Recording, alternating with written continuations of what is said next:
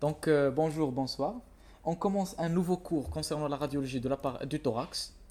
Donc, un petit rappel, nous avions vu en premier cours les différentes imageries du thorax et leur normalité. Ça veut dire qu'est-ce qu'on devrait voir dans le cas normal. Maintenant, nous allons voir, en fonction de la pathologie fréquente, ces caractéristiques en radiographie. Le premier cours, il va s'intéresser au syndrome alvéolaire. Donc, autrement dit, les caractéristiques radiologiques, la sémiologie radiologique, lors d'une atteinte des alvéoles. L'atteinte la plus fréquente, c'est l'œdème. Donc, lors de l'œdème, ce sont des opacités diffuses. Alors, vous connaissez tout ça. Donc, voici des exemples des imageries qu'on pourrait voir lors des atteintes alvéolaires. Regardez ici. Ici, c'est une opacité systématisée. Ça veut dire qu'une seule région est touchée.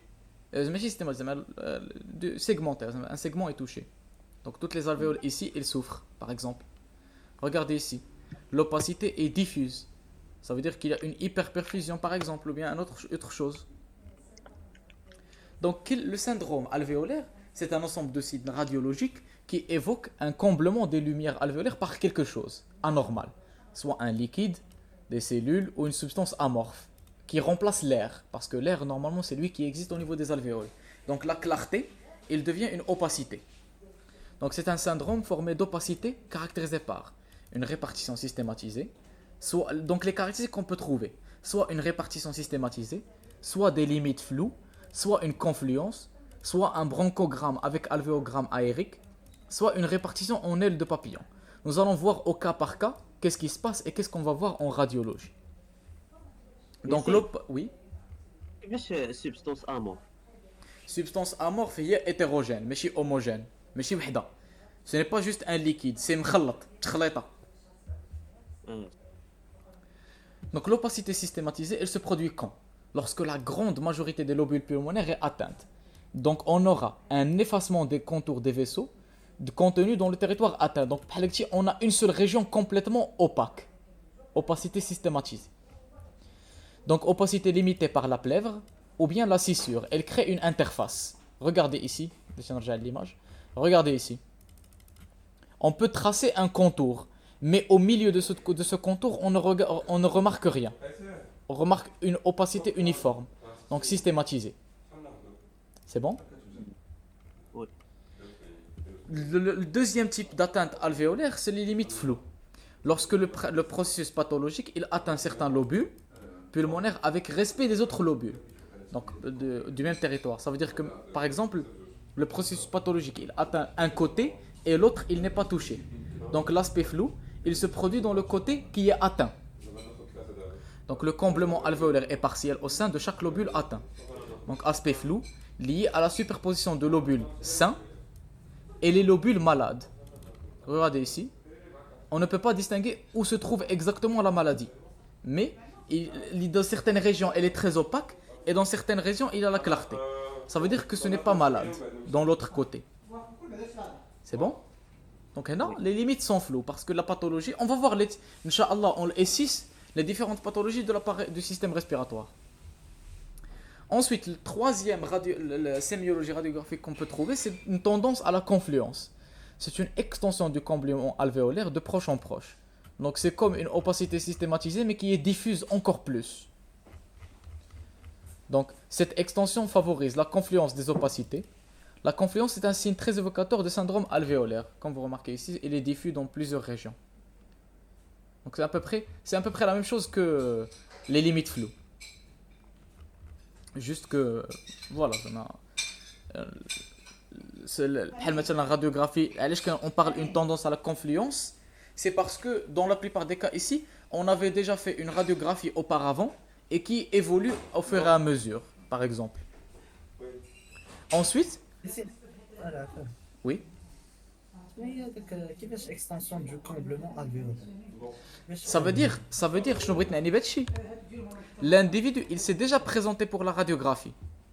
Et lorsqu'on voyait le premier poumon et le deuxième, on voyait une limite floue à ce niveau-là.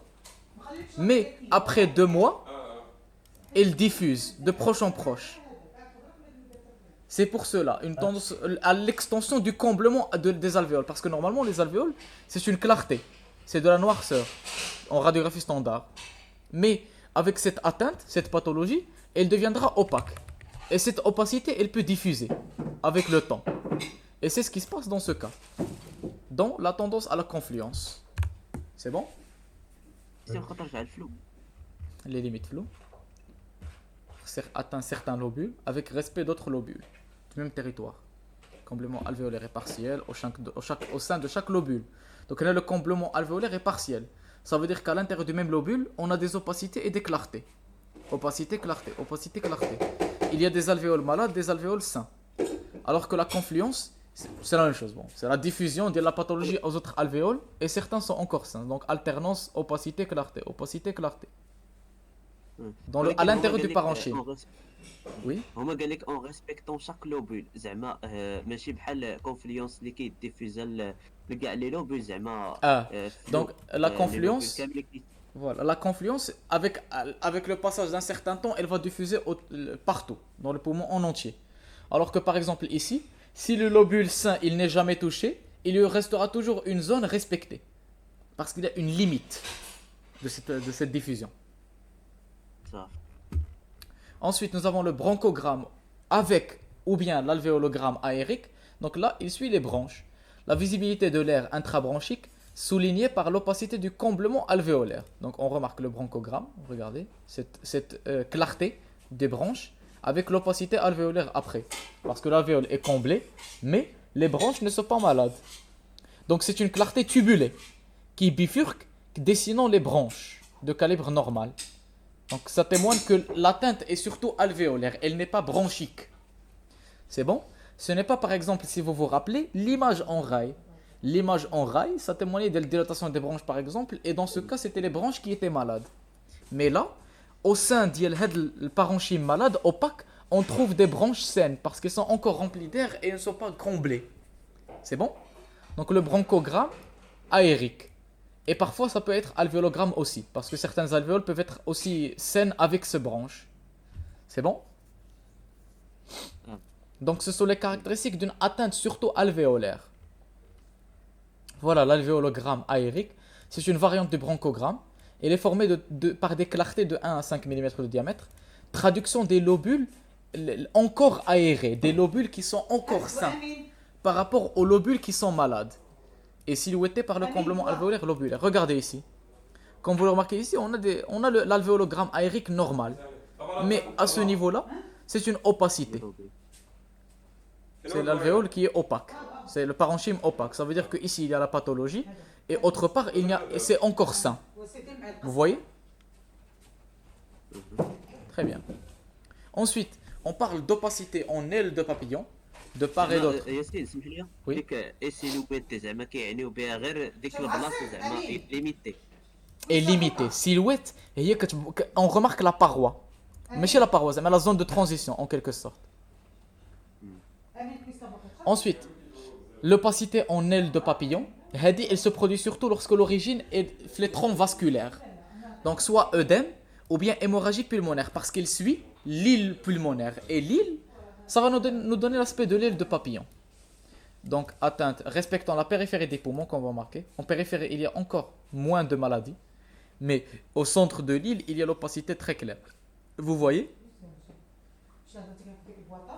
Donc voilà, l'œdème en aile de papillon. Quand vous regardez ici, l'opacité est en type aile de papillon. Donc les deux îles sont malades.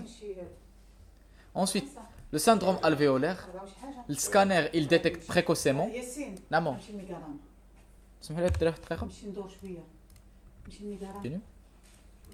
Voilà. Ensuite, au scanner, le syndrome alvéolaire, il est meilleur que la radiographie standard. Donc, il détecte précocement, mais parfois, il est insuffisant pour déterminer la nature. Parce que les aspects de radiographie standard, c'est un peu plus difficile de les voir en scanner, par exemple. La tendance à la confluence, de la classification, on ne peut pas vraiment la faire sur le scanner. On va juste voir les hyperdensités diffuses. Regardez ici. Les hyperdensités. Hyperdensité. Voilà, par fenêtrage, encore une fois. Regardez. Les hyperdensités, parce qu'on a changé ici le fenêtrage, fenêtre médiastinale. Ici, c'est le fenêtre parenchyme alvéolaire. Ensuite, un aspect en verre dépoli. C'est une autre caractéristique. C'est l'augmentation de la densité parenchymateuse, mais qui n'efface pas les contours vasculaires et les parois bronchiques. Donc là, c'est en verre dépoli. signe non spécifique mais qui traduit un syndrome alvéolaire spécifique parce que les vaisseaux ne sont pas malades. Donc on peut voir les vaisseaux ici qui traversent et l'aspect des branches.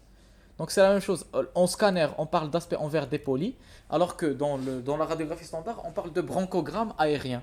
Ça témoigne que les branches ne sont pas malades. C'est le syndrome et surtout les alvéoles. Regardez ici, encore une fois. Le bronchogramme aérien, mais le scanner, le verre dépoli.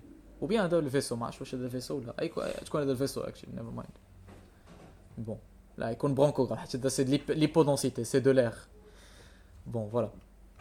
Donc les causes les plus fréquentes du syndrome alvéolaire, c'est une pneumopathie bactérienne ou virale, le cancer, l'infarctus, l'œdème, la pneumopathie d'inhalation et le collapsus. Donc là, ce sont les causes les plus fréquentes, surtout l'œdème aigu du poumon, qui va causer les opacités de ce type. C'est bon? Oui. Très bien.